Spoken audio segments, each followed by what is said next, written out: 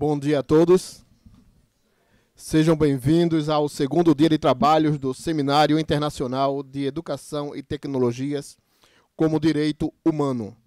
Trabalho conjunto da Secretaria Municipal de Educação de São Paulo e o Comitê Gestor da Internet no Brasil, CGI-TIC.br.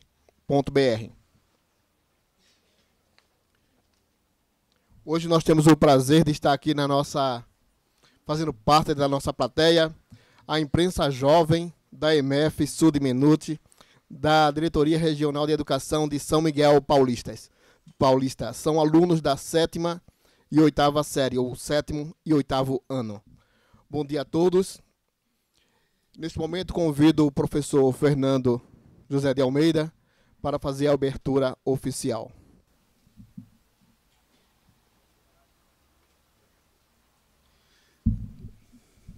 Muito bom dia. Muito bom dia. Está funcionando? Então, muito bom dia a todos. Estamos dando continuidade a um evento que começou ontem lá embaixo e agora, hoje subiu um pouco mais. Melhor, né? Melhor. E o evento de ontem teve no período da manhã uma atividade semelhante a essa, em que várias pessoas falaram, apresentaram suas propostas, depois a gente comenta mais. No período da tarde houve um debate com um grupo que aqui está um pouco ampliado, mas basicamente com professores da rede, coordenadores, professores orientadores de informática educativa, e com alunos da universidade. Aqui tem presente também, a quem quero agradecer, alunos da Universidade Católica de São Paulo, da Pontifícia, que de alguma forma empenharam parte significativa do semestre de estudos deles a análise desse material que foi produzida pelo CGI, especificamente pela área de produção CEDIC do CGI também, coordenado pelo professor Alexandre. E eu queria começar agradecendo as pessoas que estão aqui, que vieram de várias partes de São Paulo, mas também as pessoas que vieram de Brasília, que vieram do Uruguai, que vieram do Chile, e estão prestigiando nosso evento, como Luiz Garibaldi, diretor de Educação do Ministério de Educação do Uruguai, que vai fazer uma apresentação para nós sobre o projeto Ceibal. Também agradeço de novo a Paula, que ontem esteve conosco também, nos prestigiando. A Paula Paula Larcon é chefe da área de formação e competências em TICs, representa e apresentará também o projeto Enlaces para Nós, que é um projeto do Ministério da Educação do Chile, e que é um projeto já de 21 anos que vem funcionando, vem trabalhando, vem produzindo material, pesquisas, e tem marcado muito a história da educação e o uso da tecnologia em toda a América Latina e fora da América também. Quero agradecer ao professor Valente e à professora Beth Almeida. O professor Valente é professor da Unicamp, ele é do NIED da Unicamp, e também professor da PUC, trabalha com a Graça, comigo e com a Beth Almeida na área de novas tecnologias. Agradeço a Graça, que está aqui presente também, que é da secretaria, nos tem dado um grande apoio aqui na montagem desse seminário. O Ocimar Munhoz Alavarzi, que tem sido nosso parceiro de muitos anos, primeiro quando professor da rede pública municipal, desde 1912, ele foi dos primeiros professores da rede, ele viu essa rede nascer e nos abandonou, nos abandonou, mas deixando o coração conosco, que tem trabalhado também no Conselho Municipal de Educação, onde continua nos apoiar naquilo que precisamos, principalmente na área de avaliação, sobre o que um pouco ele vai falar hoje conosco. Então, o Ocimar é professor da USP, pesquisador e nosso grande companheiro. Luiz Cláudio Kubota, pesquisador no Instituto de Pesquisas Econômicas Aplicadas do IPEA, está em Brasília. Ele foi o mentor, vamos dizer, metodológico dessa pesquisa que vocês receberam, seja do do projeto grande, maior, que é esse que vasculhou o Brasil inteiro e que é uma versão bilíngue que está aqui, seja do projeto chamado Kids Online do Brasil, que é uma pesquisa mais precisa sobre a situação da juventude, da escola e do uso do material tecnológico. Então, agradeço muito ao Luiz Cláudio, que é uma referência na área de pesquisa no Brasil todo. Eu pensei que fosse um senhor alquebrado, de cabelos brancos, mas é um jovem de 43 anos. Obrigado, Kubota, pela sua vinda. Então, eu quero agradecer a todos que estão presentes aqui e dar abertura à sessão, cumprindo o cronograma ou melhor, o organograma aí do dia de hoje, até porque a professora Beth está viajando agora para a Grécia e nos deixará em breve para poder levar as nossas notícias para lá, para o outro lado do velho mundo. Então, agradeço a todos aqui presentes, agradeço em nome do secretário também a presença de todos, mas, tanto quanto isso, queria recordar, a partir do que aconteceu ontem, do que aconteceu à tarde de ontem, que um dos objetivos centrais do nosso trabalho é evidenciar que não há produção de conhecimento sem pesquisa rigorosa, sem pesquisa que mostre ao tomador de decisão, aos políticos que elaboram políticas públicas, não estou falando de parlamento ainda, estou falando da política pública geral que se constitui a educação.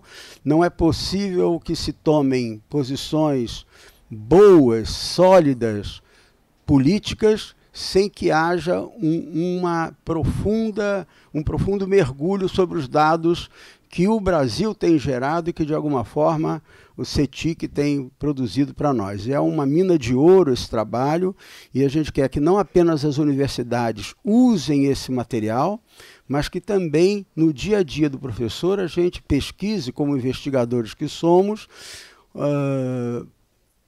metodologias, conceitos mais sólidos sobre quem é o professor, suas condições de trabalho, o que é a escola brasileira, suas condições de trabalho, seus sonhos, suas coragens, porque quando a gente lê esse material daqui, a gente começa a descortinar inúmeras coisas que o senso comum nos diz o contrário.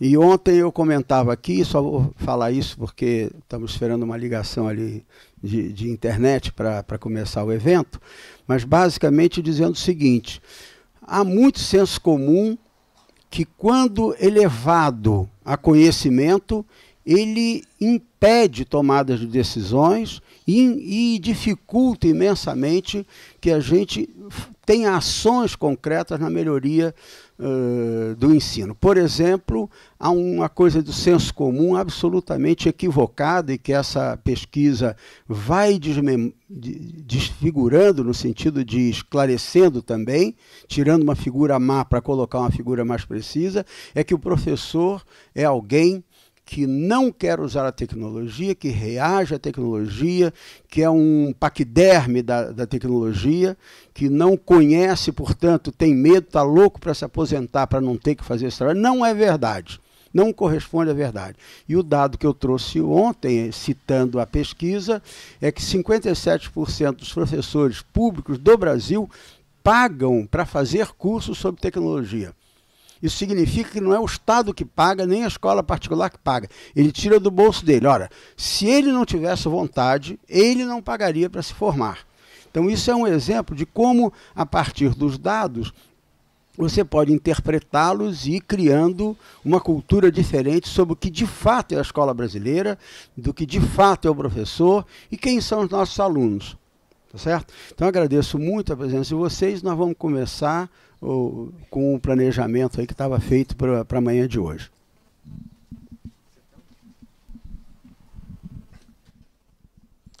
Hoje iniciaremos com o segundo painel, que é a avaliação do uso das tecnologias na educação. Informamos que cada palestrante terá 20 minutos para a sua apresentação, mais 20 minutos para a mediação e, em seguida, abriremos para debate. O primeiro palestrante, convidamos para a sua apresentação o senhor Ocimar Munhoz Alavarce, professor da Faculdade de Educação da USP e coordenador do Grupo de Estudos e Pesquisas em Avaliação Educacional.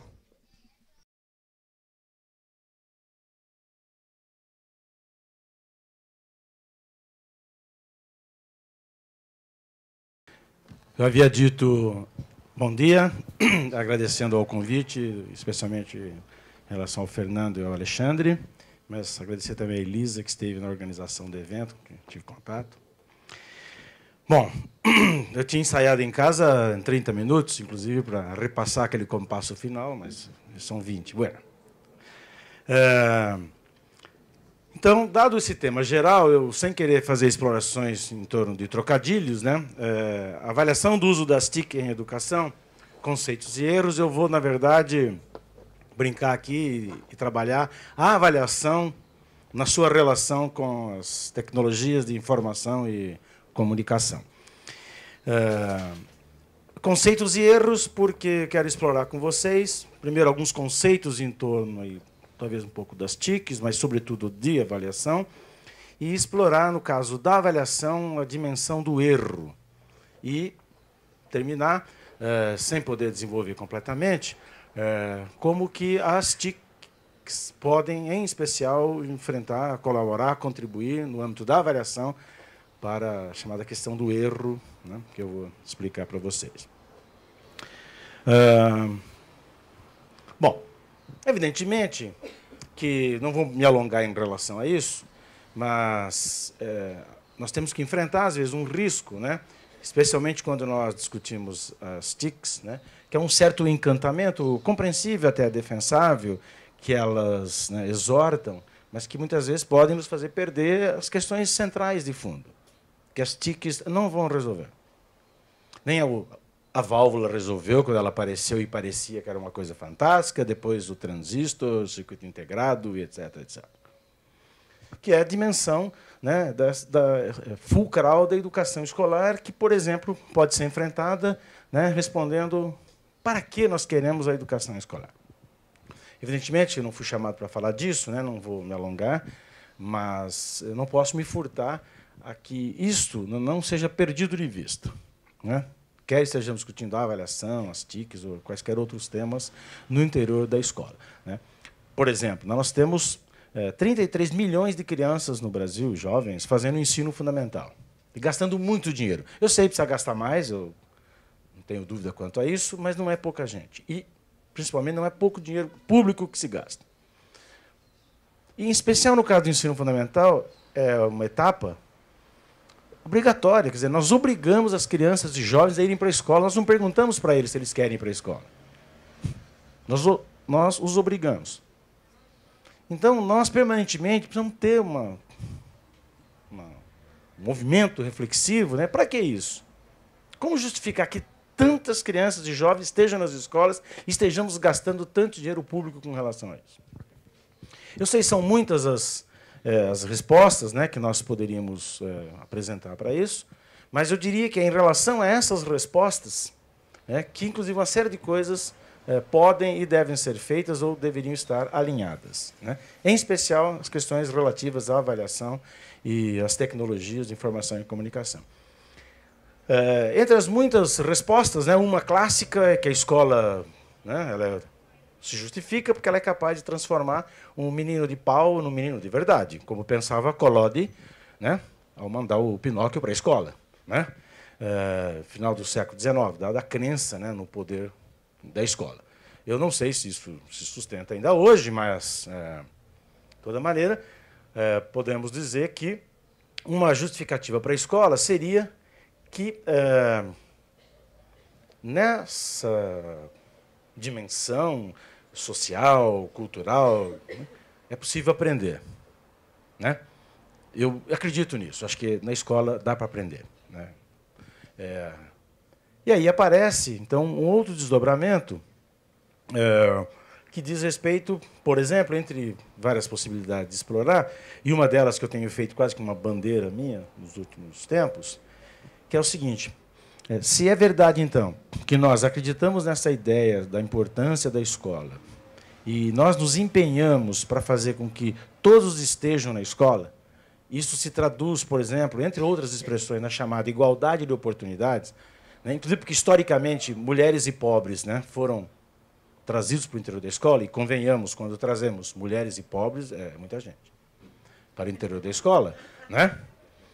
Porque, historicamente, se a gente toma, inclusive, as origens da escola, que, inclusive, remontam à sua origem etimológica, né? Até por volta aí de uns 100, 150 anos atrás, a escola era para poucos.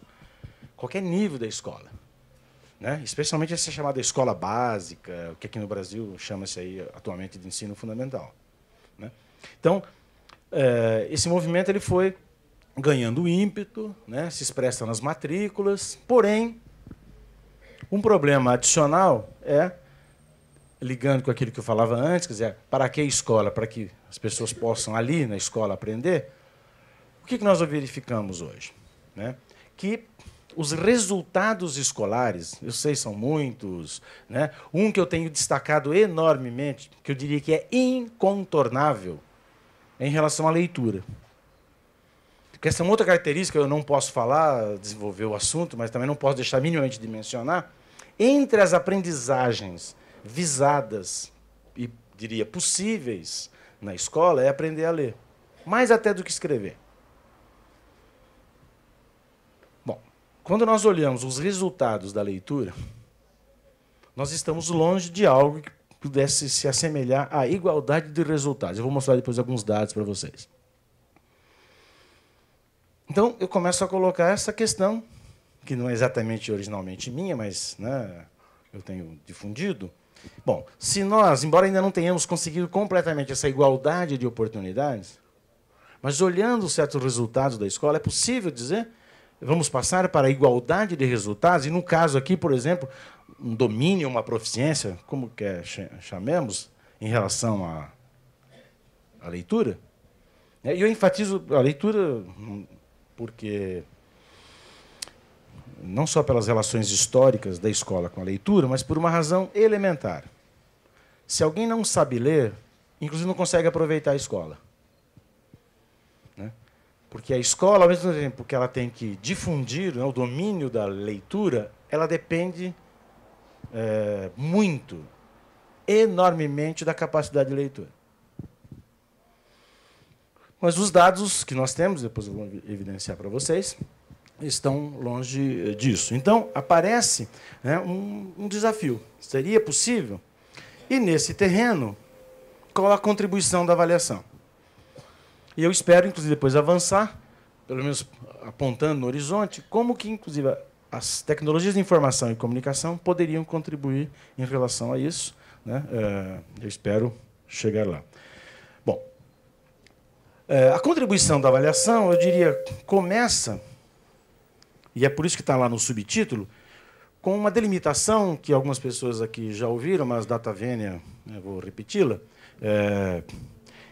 diz respeito à compreensão conceitual do que seja avaliação, né? Então, eu tenho, né, difundido essa ideia, um conceito, na verdade, que avaliação, primeiro, ela é um processo, ela não é um evento pontual, como, inclusive, no senso comum.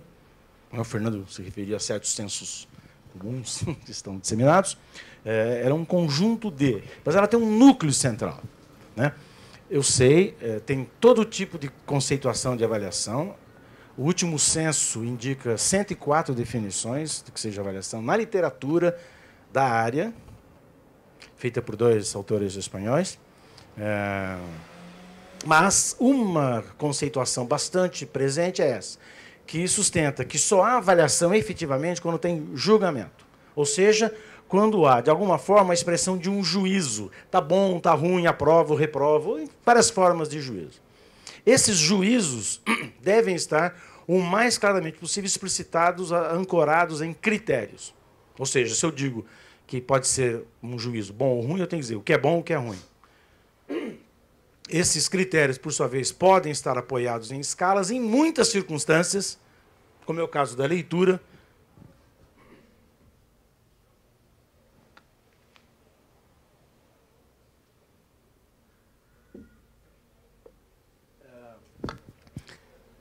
podem e devem estar apoiados em medidas, medição. Eu vou livrar aqui a área de um conceito que às vezes aparece, que a avaliação é medida. Não, a avaliação não é medida. Isso é um erro grave. Não há nenhum autor que sustente isso, né? Mas, muitas vezes, nós precisamos de medidas. Atenção, para que eu possa emitir um julgamento, eu preciso levantar informações a respeito daquilo que eu estou julgando, no caso, a leitura, por exemplo. Então, isso vai implicar técnicas, instrumentos e procedimentos. E, ao mesmo tempo, isso é uma coisa muito importante, na educação escolar, a avaliação é um pouco diferente de outros setores, ela tem uma interface profunda com encaminhamentos, com decisões, consequências advindas desse juízo. Isso nos coloca num outro patamar de... sem poder desenvolver, evidentemente, que diz respeito ao seguinte. Esse processo, né, que é a avaliação, quando ele é desencadeado, ele implica, entre outras coisas, a possibilidade de reconhecermos, no interior desse processo, quem é o sujeito desse processo, quem toma a iniciativa, quem decide. Né? Eu não vou desenvolver isso, é aqui que deriva, por exemplo, é daqui que deriva a discussão de avaliação interna, externa, quer dizer, quem de fato controla a avaliação. Uma outra coisa importante, né, o que é que esse sujeito avalia, quer dizer, qual é o seu objeto, isso tem que estar muito bem delimitado, via de regra isso não está. Só para ilustrar, né, sem poder desenvolver, na escola, por exemplo, mas não só, mas especialmente na escola, muitas vezes a gente vê a confusão, né, entre estar avaliando algum conteúdo e, na verdade, questões de comportamento, bons costumes, etc. e tal, acabarem compondo o que é o objeto da avaliação. Não quero entrar no mérito aqui da importância do comportamento, dos bons costumes, etc. e tal, mas você diz que está avaliando uma coisa e, no fundo, compõe com outra, por exemplo. Né, a causa, o que move esse sujeito a avaliar, qual é a finalidade, né? Essa é uma discussão que, inclusive, na rede municipal hoje se retoma mais explicitamente, por exemplo, é o avaliar para a aprendizagem, né? Como é que no interior, inclusive de um processo pedagógico, esse processo que é a avaliação, né, é organizado, quer dizer, para que fins, quem são os usuários, né?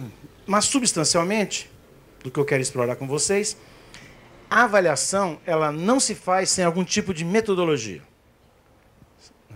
É isso que, inclusive, se a gente voltar no conceito, vai nos fazer focar nas questões, especialmente de levantamento de informações para poder executar, consubstanciar uma avaliação. Esse processo, então, né, é que favorece aquilo que eu havia anunciado no começo, uma indagação de qual seria, né, o uso das TICs em avaliação. Né? Estamos brincando um pouco lá com a avaliação do uso. Né? E eu diria, então, que eu vou apresentar a vocês algumas ideias, tudo aqui um pouco rapidamente, mas, evidentemente, que essa atividade é dessa natureza, não estamos aqui nessas condições para fazer aprofundamentos. E eu começaria aqui, uma das questões centrais seria isso. O que, entre outros temas, nós temos chamado de estudo de gerações. Né? Então, aqui é onde o uso da tecnologia de informação e comunicação pode contribuir para esse processo de avaliação, que significa acompanhamento de alunos e grupos, de alunos e de grupos de alunos ao longo da sua escolarização. Isso não é um problema do Brasil, né?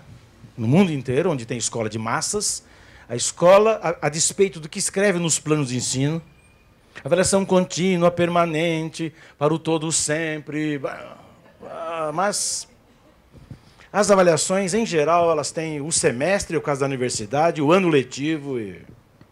Contudo, o aluno, especialmente na rede municipal, em geral, ele entra e vai ficar aí perto de 9 anos. No caso do Brasil, os alunos que terminam o ensino fundamental, os que terminam, eles têm levado para fazer os 8 anos, porque a geração de 9 anos está vindo. Né? No Brasil está se gastando entre 10 e 11 anos para fazer os 8 anos. Né? Então, vejam, o padrão no Brasil é um jovem entrar no ensino fundamental e ficar 10 anos na escola. As práticas efetivas de acompanhamento, elas não existem. E aqui é onde o uso desses recursos são, eu diria, indispensáveis. Claro, podemos fazer no lápis e papel, mas é muito difícil. Eu vou ilustrar, algumas pessoas já viram isso, pequenos trechos de um estudo que o nosso grupo fez numa escola aqui da rede municipal, mostrando um exemplo do que seria, né, fazer esse tipo de acompanhamento. Então, na MFX, é uma MF de verdade, tem um nome, está registrado em cartório, mas a gente não pode divulgar. Para mostrar, por exemplo, no caso aqui, nós fizemos esse trabalho em 2011 e 2012, e estudamos gerações de segunda série, que atualmente é o equivalente ao 3º ano. Usando a escala SAEB, o resultado da prova São Paulo em leitura. Então, isso aqui que eu vou mostrar para vocês é de uma geração de segunda série, de um grupo. Nessa escola, esse grupo não variou muito, pouca entrada e saída de alunos. O estudo, na verdade, ele fez também por alunos, mas eu vou mostrar em outra tela o trabalho com alunos.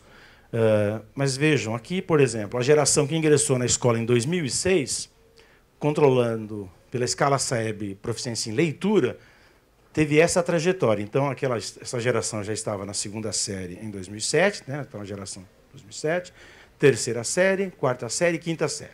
Né? 6º ano, 5º ano, 4º ano, 3º ano. Essa é a trajetória. Então, isso seria possível, por exemplo, fazer por aluno. Nós fizemos, é que eu estou mostrando os resultados gerais. E eu depois posso comparar com outras gerações. Não é? E posso ainda colocar uma outra geração. E, inclusive, poder estudar essas diferenças. Vejam, esse grupo aqui já começa com 173 na escala SAEB. Esse com 124. Quer dizer, como é que se explica isso? Quer dizer, é o movimento da escola em torno disso, em relação aos alunos. E vejam, se a gente está preocupado com aquela discussão da igualdade de resultados, pelo menos no final do processo, isso aqui é decisivo. Né? Bom, e eu tenho para essa mesma escola o mesmo raciocínio para a matemática, né? Não vou entrar em detalhes. Né? Bom, e aqui um outro estudo que nós fizemos também na rede municipal. Esse é um estudo que foi concluído agora no começo de 2013, final de 2012, começo de 2013. Essa aqui é a Escola Azul, que é uma escola da rede municipal, escola de verdade. Né? Não sei, talvez até tenha alguém aqui da Escola Azul, não estou reconhecendo. Bom, aqui é uma outra maneira de trabalhar essa discussão de acompanhamento. E aqui isso ilustra a outra dimensão, né, que eu mencionei há pouco, da igualdade de resultados. Vejam, aqui estamos trabalhando também com os resultados da prova São Paulo, que disponibiliza dados por alunos. Então, vejam, cada losango desse é um aluno. O que nós fizemos aqui?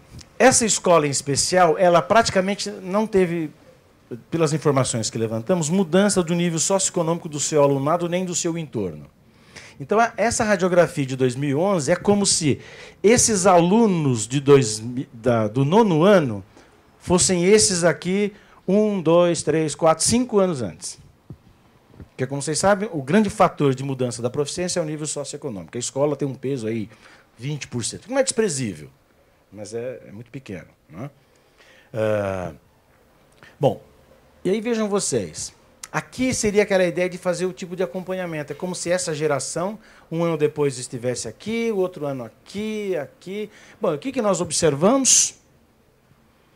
Que as diferenças profundas... Veja, nós temos alunos aqui na faixa, lá no 4º ano, aqui já usando a terminologia de 9 anos, que seria o equivalente à 3ª série, alunos com em torno aqui de 220, né, na escala de leitura. E, ao mesmo tempo, alunos com 100... Bom, tudo bem, digamos assim, é um momento de entrada, que os alunos entrem diferentes, não tem problema. E aqui nós estamos usando a avaliação porque vocês têm um corte que tem sido padrão no Brasil, né, que é considerado básico, adequado, avançado, né, que eu suponho que vocês estejam vendo as cores. Ora, o que... Bueno, aquí es verde, ¿no? Rojo y... Sim. E o que acontece? Com essa diferença inicial, ela se propaga para o final. Dá a impressão que estamos lendo Bourdieu, né? Quando ele fez isso na França, lá no final dos anos 60, a reprodução. Bom, vejam, há um crescimento dos alunos ao longo do processo. Então, com a promoção automática, ninguém cresce. Isso não é verdade. No entanto, essa diferença, essa amplitude, praticamente se mantém. Então, você tem alunos saindo. Pois, vejam aqui. Esses alunos estão saindo da escola azul, que é na periferia de São Paulo, num patamar de 300. Esse aqui é um patamar de ensino médio privado. Alunos da USP, em geral, começam a entrar na USP, os que passam pela FUVEST, nesse patamar aqui, de 300 para cima de leitura. As estimativas são essas. Essa escala vai até 500. Ao mesmo tempo, estavam saindo da 8ª série, 9º ano. E não são poucos. Na rede municipal, isso aí deve ser em torno aí de uns entre 2 a 3 mil alunos que saem com esse patamar. O que eles vão fazer com esse potencial de leitura é outra discussão. Ao mesmo tempo, saem alunos no 9º ano, lendo como alunos na média de 3ª série, 4º ano. Bom, evidentemente, que esse tipo de acompanhamento, de mapeamento, ele é indispensável para gestores. Bom, o que já aconteceu, né, na perspectiva de uma avaliação somativa, porque esses já saíram da escola, mas, ao mesmo tempo, do ponto de vista da gestão da escola, como fazer o monitoramento desses alunos, que eu mostrei num outro exemplo, né, estou aqui correndo, né, juntando as coisas, né, e que são desafios. Bom, não bastando isso, nós temos mais novos desafios que eu quero mostrar para vocês, que são esses. Aqui também é da Escola Verde, é uma outra escola, também foi fruto dessa pesquisa que nós fizemos. Foi uma pesquisa, aliás, em 4 escolas da rede municipal. Aqui são as decisões de aprovação ou reprovação, onde nós cruzamos os resultados dos professores, que a decisão de aprovar ou reprovar no 5º ano, 4ª série, é dos professores, e fizemos um cotejamento desses resultados com os resultados da prova São Paulo desses alunos. Quando os professores decidiram pela aprovação e reprovação, eles não tinham esses resultados. Nós é que fizemos essa correlação, na verdade. Bom, essa linha indica que há, em geral, a seguinte ideia presente. Os professores têm uma correspondência entre o que eles fazem, julgam seus alunos, e aquilo que uma avaliação externa faz. Por quê? Porque a média desses alunos é maior dessa. Aqui quem são esses alunos? Os aprovados e aqui os reprovados. Porém, né, esse número indica que essa relação não é tão forte como deveria ser. Ela nunca vai ser 100%, aquilo nunca vai ser 0,9, por exemplo, né, que seria elevadíssimo. Mas vejam vocês, aqui é uma coerência. Alunos que foram reprovados com baixa proficiência lá na 4ª série. 100 é proficiência de 2ª série. É coerente. Se tem que reprovar ou não é outro debate, mas há uma coerência. Em ambientes que tem a reprovação, isso é coerente. No entanto, vejam vocês, você tem aluno aqui tem 3 alunos, estão superpostos, que estão no patamar daqueles que foram aprovados. E vou lembrar, né, que é óbvio para quem está aqui nessa sala, que um dos grandes critérios para aprovar ou reprovar na 4ª série e 5º ano é justamente o domínio da leitura. Ninguém questiona se ele tem noções da teoria da relatividade, de eletrônica básica, de biologia. Isso raramente aparece como critério. Se deveria aparecer ou não, outro debate. Leitura, seguramente. Né? Meus muitos anos, inclusive, de conselho de classe aqui na rede municipal, né, confirmam isso. Ora, então, por isso que há uma autorização da gente usar, né, a relação de leitura com esses conceitos.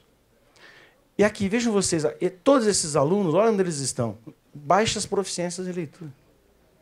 Aqui está essa linha amarela, que começa o que seria o adequado. Eles estão aqui e foram aprovados. Por isso que essa correlação, né, é baixa. Então, há um problema de erro aqui. Agora, cuidado, eu não estou julgando a avaliação dos professores. É uma correlação. Isso, nessa pesquisa, nós fizemos uma devolutiva com os professores, com muito cuidado, para não entrar na escola e chegar, agora eu sou o pesquisador e vim trazer à luz a verdade. Não, não é isso. Né? É um problema que está colocado, precisamos pensar por que isso acontece. Então. Mas, ao mesmo tempo, nós precisamos lembrar...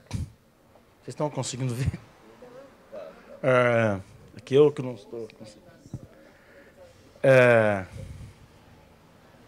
Aqui é para mostrar para vocês como que também as avaliações externas têm erro. Para já não ser acusado, você vem defender as avaliações externas contra o trabalho dos professores. Não, não é isso. E vou muito rapidamente, porque já está esgotando aqui. Usando aqui também a prova São Paulo, eu estou usando os dados de 2007 porque esses dados foram tornados públicos. Então eu posso utilizá-los, outros foram produzidos, né? Nessa época, inclusive, eu estava aqui trabalhando junto à prova São Paulo. Essa curva azul é o grau de certeza para você dar a proficiência dos alunos.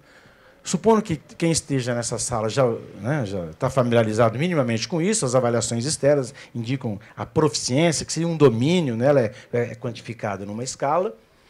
Só que, quando você dá essa medida, você tem um grau de certeza, ou, se vocês preferem, para fazer valer o subtítulo, tem associado um erro. Bom, o problema de existir erro, na verdade, não é um problema. Porque não há medida sem erro. Não há. Não existe medida sem erro. O que existe é qual é esse erro e quanto custa diminuí-lo. Diminuí-lo, jamais eliminá-lo. O que essa curva está indicando, então? Você tem aqui a certeza. Aqui está a escala. Ela está aqui usando a normal 0,1, mas imagine aqui a escala Saeb. Essa linha vermelha tracejada é onde está o erro. Então, existem softwares que trabalham, por exemplo, no caso aqui a teoria da resposta ao item, que dimensionam qual é a certeza da medida, mas também qual é o erro. E percebam vocês uma coisa curiosa. Aqui, nesse ponto, o erro é maior do que a certeza na informação. Quer dizer, você estima a proficiência, mas está dizendo, olha, tem mais erro do que certeza nessa. Né? A fidedignidade, que é o nome que a gente usa.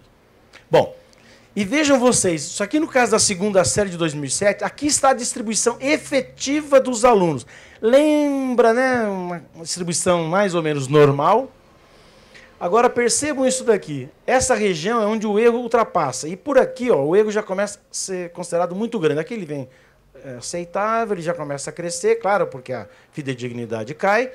Mas atenção, nessa região nós temos toda essa quantidade aqui de alunos. Isso aqui deve dar aí no mínimo uns 7, 8% dos alunos.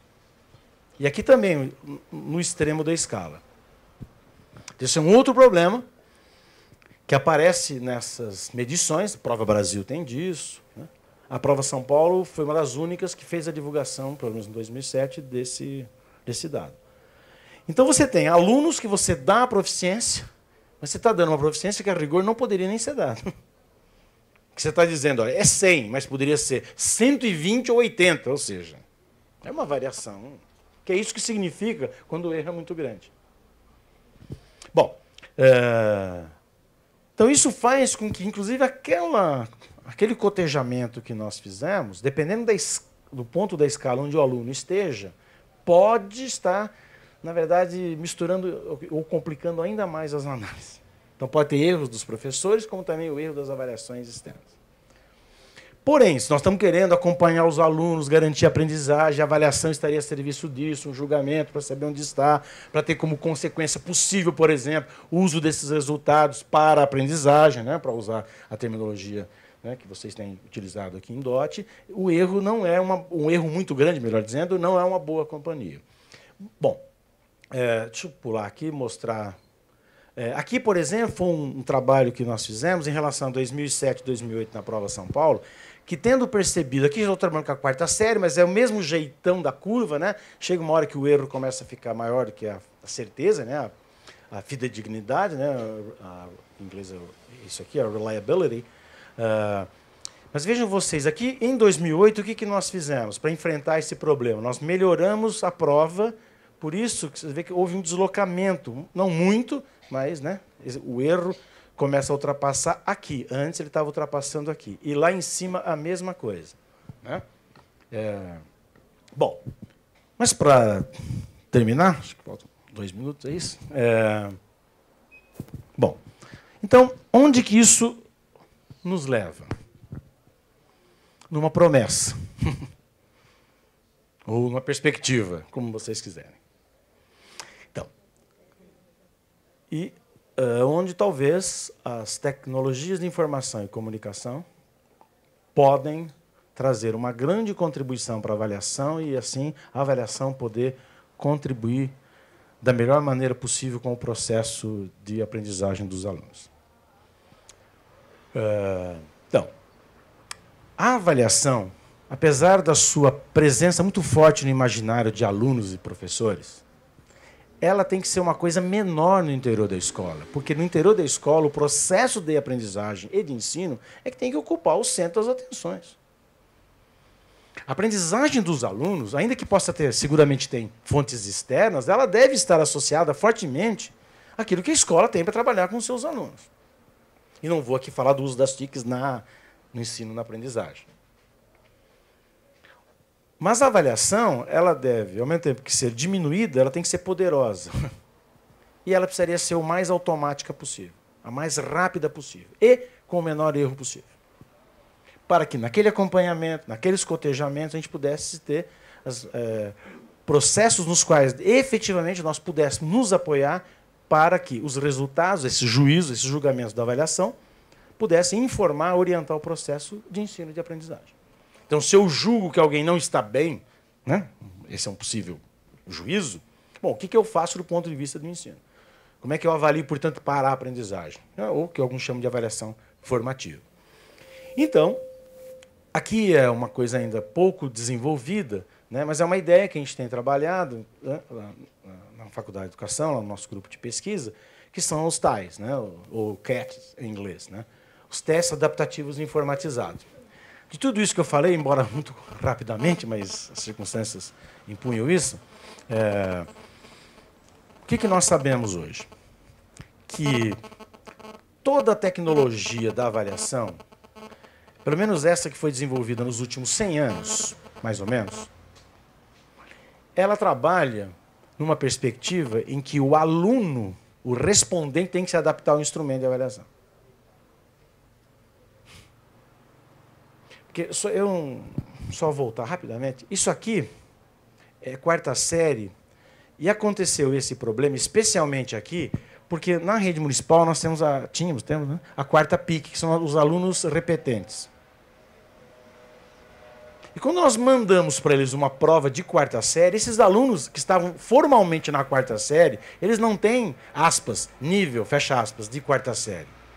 Formalmente estão na quarta série, mas eles leem, como vocês viram lá, como aluno de primeira e segunda série. Essa é uma das fontes do erro, que eu não entrei aqui porque tem os erros. O que nós fizemos em 2008? Melhoramos a prova, um pouco. O que foi melhorar a prova? Por exemplo, para alunos de quarto PIC, mandar a prova com itens de terceira série e segunda série. Isso melhorou o desempenho da prova.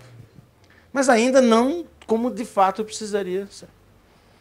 Então, o teste adaptativo, ele procura fazer uma inversão, porque é o teste que se adapta ao respondente. Eu ir gerando itens de acordo com as respostas que os alunos vão dando. De tal maneira que eu pudesse localizar uma prova muito próximo do nível daquele aluno. Essa é uma perspectiva, né, que está se vislumbrando, inclusive na área da avaliação. Aqui, inclusive, é onde está já é o presente, mas é, sobretudo, o futuro da avaliação. E aí, por onde eu termino, então, dizendo que, né, uma avaliação do uso das TICs indica que as TICs ainda não foram completamente incorporadas na avaliação, sem querer fazer aqui trocadilhos. E a perspectiva que se abre, especialmente para a avaliação, é a incorporação, não só, evidentemente, mas especialmente na produção de provas que pudessem ser organizadas pelo computador, com vantagens adicionais do tipo de item, inclusive que pode ser introduzido, que eu não vou desenvolver aqui agora, mas que, sobretudo, pudesse diminuir o erro, porque aqui você controla, não elimina, mas você controla, e avaliações mais precisas podem dar informações mais precisas, se não a garantia absoluta, mas possivelmente uma condição que deve estar satisfeita para que a gente possa ter uma escolarização com resultados muito mais próximos entre os alunos e não o quadro que nós temos. E podem acreditar, essa escola que eu mostrei, ela representa hoje a rede, provavelmente o Brasil e o mundo. Evidentemente, para quem quer uma escola que selecione os melhores, essa conversa aqui não teve o menor cabimento.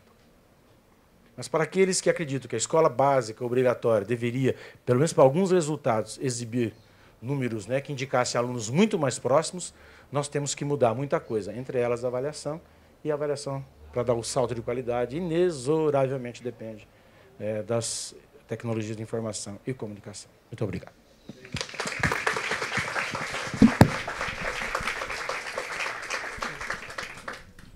Ouvimos a apresentação do professor Ocimar Munhoz Alavassi, e agora teremos a apresentação do professor Luiz Carlos Kubota, pesquisador do Instituto de Pesquisa Econômica Aplicada, IPEA, economista pela Universidade Federal do Rio de Janeiro, mestre e doutor em administração pelo Instituto COPEAD da Universidade Federal do Rio de Janeiro.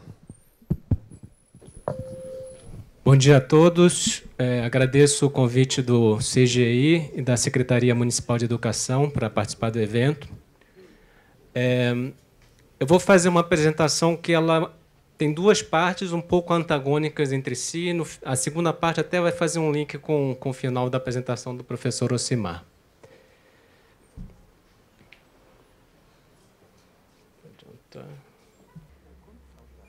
Bom,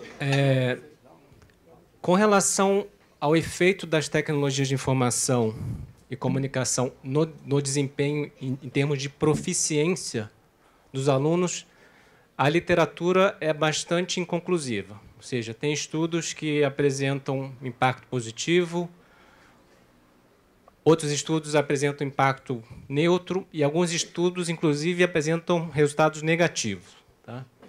A gente fez perdão. Antes de continuar, eu gostaria só de fazer um reparo com relação ao que foi dito aqui na apresentação. A gente tem uma parceria com o CGI de vários anos, muito profícua. A gente trabalha com a TIC Domicílios, TIC Empresas, mais recentemente TIC Educação, mas o mérito da elaboração das pesquisas é todo do CGI. Tá?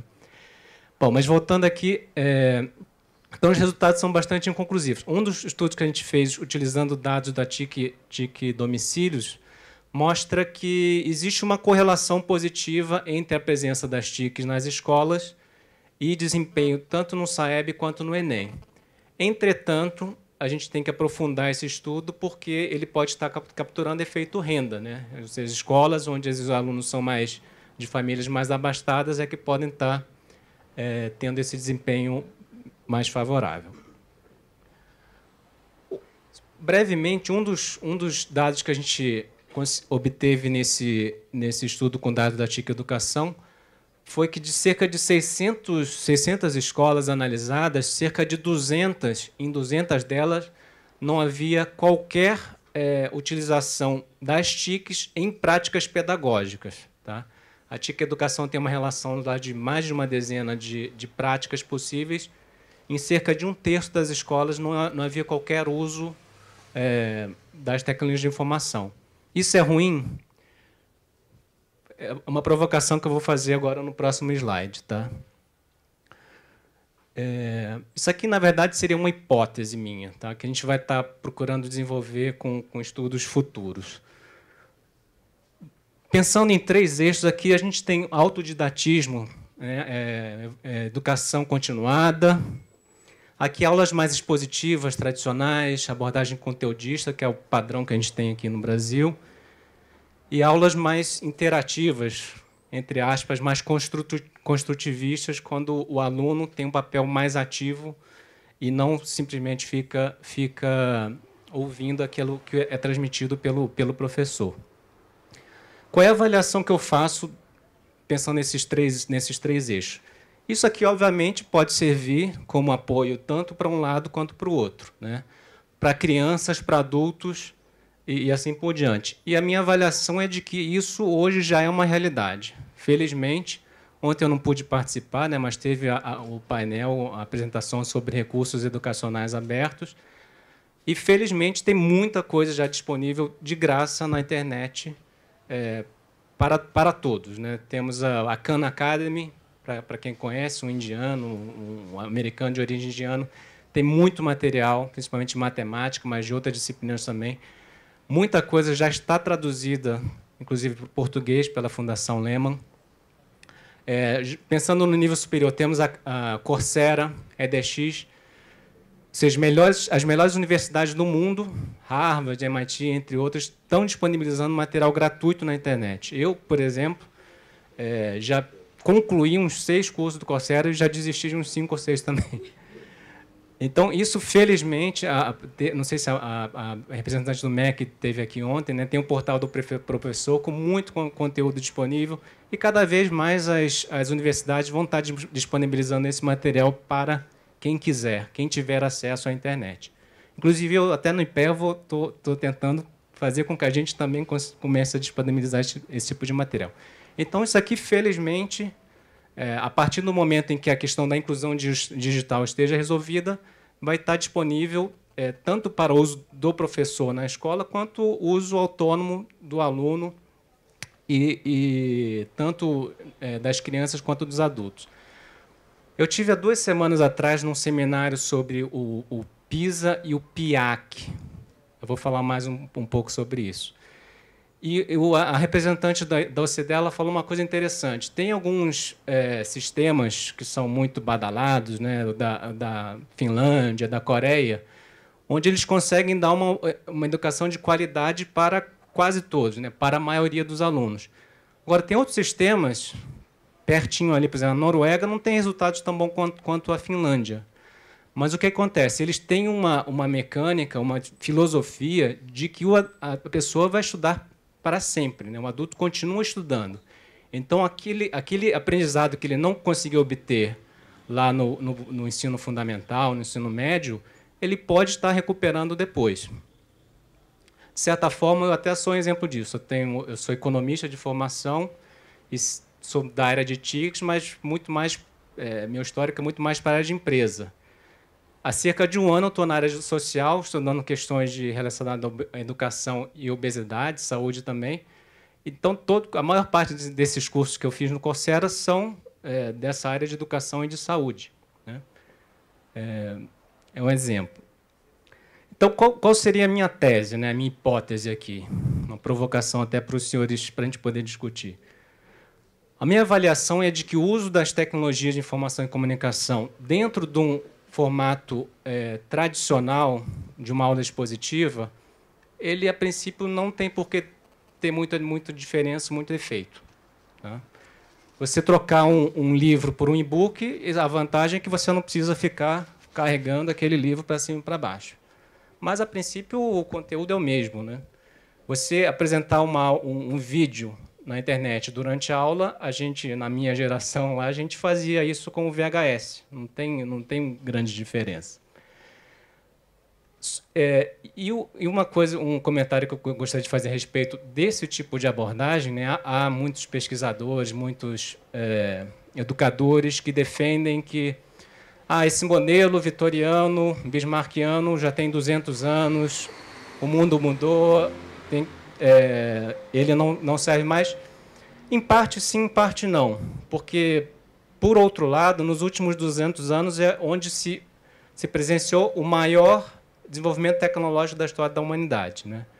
E a minha geração, e até uma geração depois, e daí para trás, a gente foi educado com TIC zero na escola. A primeira vez que eu fui ver TIC no ambiente escolar foi já na faculdade, quando a gente foi no laboratório para estudar alguns pacotes estatísticos. Então, esse modelo aqui ele pode ser muito eficiente dentro do contexto atual de avaliação. Tá?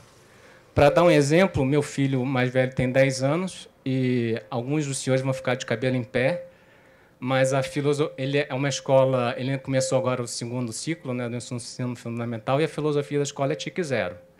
Compensação, entra 7 e 10, sai 10 para 1 da tarde. À tarde tem educação física, ou seja, de manhã é aula é sagrada, não se perde aula para nada. E 2 a 3 provas toda semana, desde o início até o final do ano. Se faltar, se esquecer dever, vai bilhete para casa, essas coisas todas. Inclusive, uma colunista da Folha escreveu uma coisa bem parecida sobre isso ontem no jornal. E ela tem razão, mas para alguns alunos, para algumas famílias, esse modelo funciona bem, tanto é que os resultados são positivos. Óbvio que isso não funciona para todo mundo.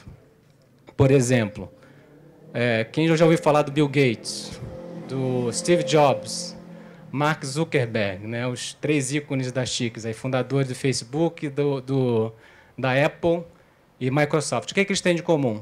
Alguém sabe dizer, além de serem americanos, bilionários? Oi?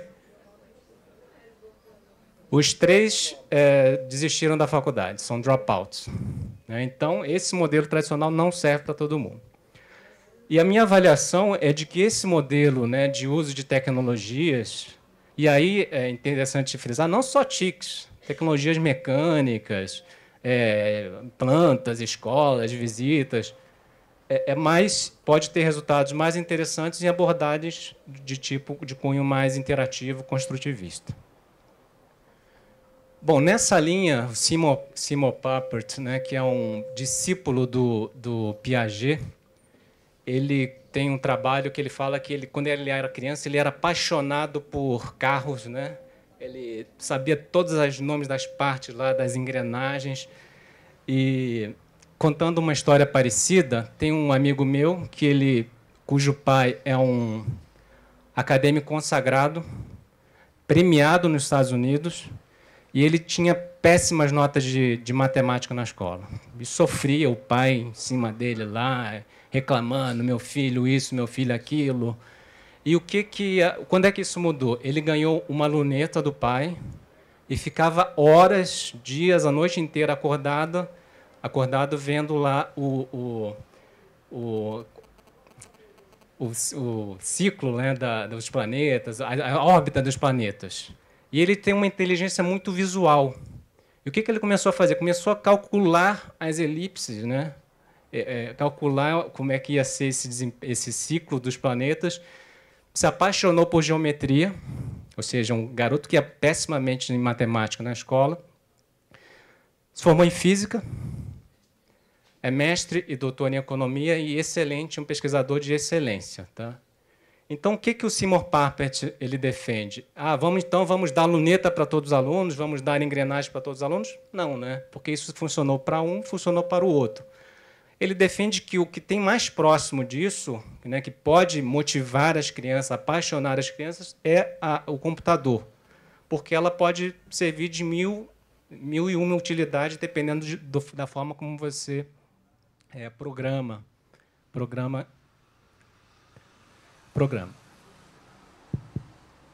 Bom, um aspecto também que deve ser considerado dentro daqueles 2 eixos é a questão de conteúdo, né?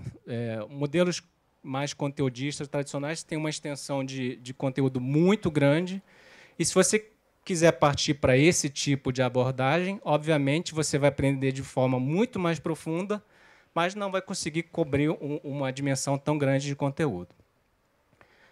E como eu comentei anteriormente, só para reforçar, esse método tradicional, apesar de ter 200 anos e tal, e ser tão criticado, para determinado perfil de aluno, ele pode funcionar perfeitamente bem. Tá? Inclusive, nos desempenhos das provas tradicionais.